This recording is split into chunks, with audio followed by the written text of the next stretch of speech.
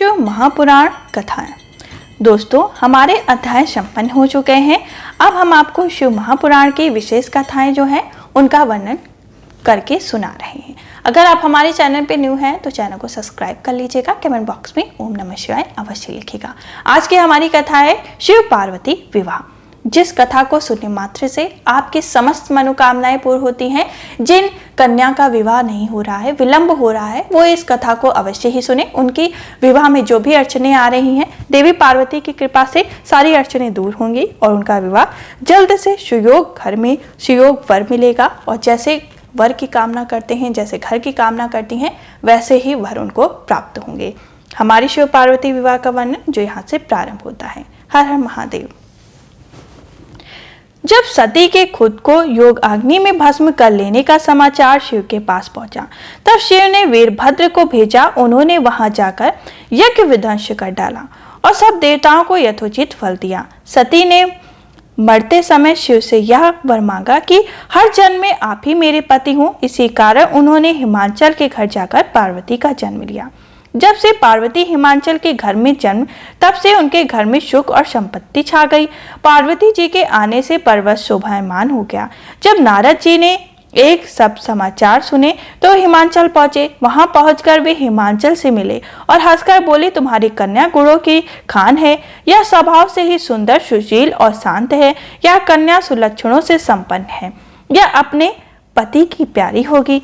अब इसमें दो चार अवगुण हैं, वे भी सुन लो। गुणहीन, मानहीन, माता पिता विहीन, उदासीन, लापरवाह।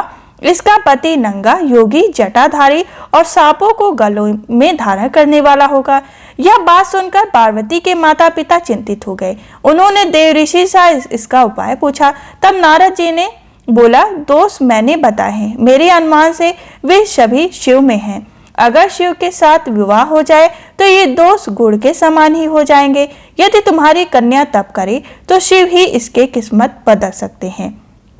तब यह सुनकर पार्वती जी की मां विचलित हो गई। उन्होंने पार्वती के पिता से कहा, आप अनुकूल घर में ही अपनी पुत्री का विवाह कीजिएगा, क्योंकि पार्वती मुझे प्राणों से अधिक प्रिय है। पार्वती को देखकर मैना का गला भर आया। पार्वती ने अपनी माँ से कहा, माँ, मुझे एक ब्राह्मण ने अपने सपने में कहा है कि जो नारद जी ने कहा है तो उसे सत्य समझकर जाकर तप कर। यह तप तेरे लिए दुखों का नाश करने वाला है। उसके बाद माता पिता को बड़ी ही खुशी से समझाकर पार्वती तप करने लगी। पार्वती जी ने शिव को पति रूप में पाने के लिए तपस्या आरंभ की, लेकिन शिव को सांसारिक बंधनों में कदापि रुचि नहीं थी।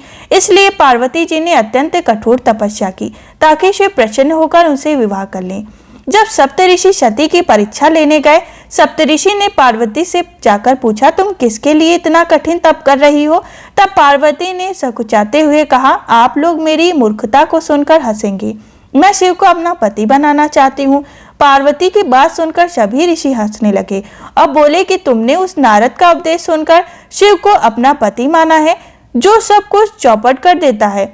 उनकी बातों पर विश्वास करके तुम ऐसा पति चाहती हो जो स्वभाव से ही उदासीन, गुणहीन, निर्लज्ज, बुरे भेष वाला, बिना घर वाला और नंगा और शरीर पर नागों को धारण करने वाला है। ऐसे वर के मिलने से कहो तुम्हें क्या सुख मिलेगा? अब हमारा कहा मानो। हमने तुम्हारे लिए बहुत अच्छा वर चुना है। हमने तुम्हारे लिए जो वर चुना है वह लक्ष्मी का स्वामी, बैकुंठपुरी का रहने वाला है। तब पार्वती उनकी बात सुनकर बोली कि मेरा हट भी पर्वत के ही समान मजबूत है। मैं अपना यह जन्म शिव के लिए हार चुकी हूँ। मेरी तो करोड़ जन्मों तक यही जिद रहेगी। पार्वती की यह बात सुनकर सभी ऋषि बोले, आप माया हैं और शिव भगवान हैं। आप दोनों समस्त जगत के माता पिता हैं। यह कहकर सप्तऋषि पार्वती को प्रणाम करके वहां से चले गए। पार्वती जी की दृढ़ निष्ठा से जीत लिया शिव जी का मन। वर्षों तपस्या करने के बाद एक दिन पार्वती जी के पास एक ब्रह्मचारी आया।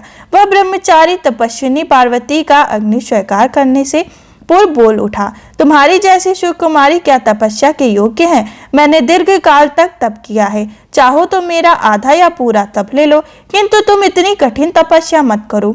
तुम चाहो तो त्रिभुवन के स्वामी भगवान विष्णु भी। किंतु पार्वती ने ऐसा उपेक्षा का भाव दिखाया कि ब्रह्मचारी तो क्षण को रुक ही नहीं पाया। फिर बोला, योग्य वर में 3 गुण देखे जाते हैं, सौंदर्य, कुलीनता और संपत्ति। इन तीनों में से शिव के पास एक भी नहीं। नीलकंठ, तिलोचन, जटाधारी, विभूति पोते, शाप लपेटे शिव में तुम्हें कहीं से सौंदर्य दिखता है? उनकी संपत्ति का तो कहना ही क्या, नग्न रहते हैं। बहुत हुआ तो चर्म चमड़ा लपेटा हुआ। कोई नहीं जानता कि उनकी उत्पत्ति कैसे हुई। ब्रह्मचारी पता नहीं क्या क्या कहता रहता है, किंतु अपने आराध्य की निंदा पार्वती को अच्छी नहीं लगी, अतः वे अनंत जाने को उठ खड़ी हुई। तब शिव उनकी निष्ठा देखकर ब्रह्मचारी रूप त्याग कर प्रकट हुए और उनसे विवाह किया। जहाँ दृढ़ लगन हो, कष्ट सहने का साहस हो और अटूट आत्मविश्वास हो, वहाँ लक्ष्य की प्राप्ति अवश्य ही होती है। दोस्तों, अगर आपकी भी कोई मनोकामना है तो इस कथा को सुनकर उस मनोकामना के प्रति, अपने लक्ष्य के प्रति पूरी तरह से समर्पण करें। आपकी मनोकामना अवश्य ही पूरी होगी। शिव पार्वती की आपके ऊपर विशेष कृपा होगी। हम आपको मिलेंगे दूसरी कथा के संग। आज की कथा हमारी यहीं पे संपन्न हुई। हर हर महादेव।